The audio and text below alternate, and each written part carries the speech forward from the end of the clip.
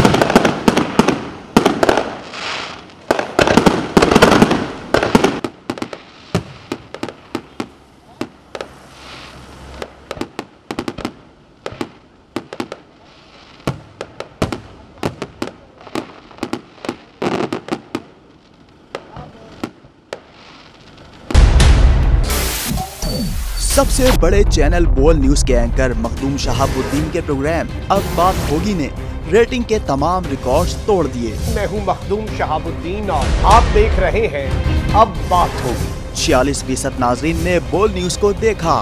Social media पर भी सबने सब्सक्राइब करें और बेल दबाएं ताकि कोई खबर रह न जाए।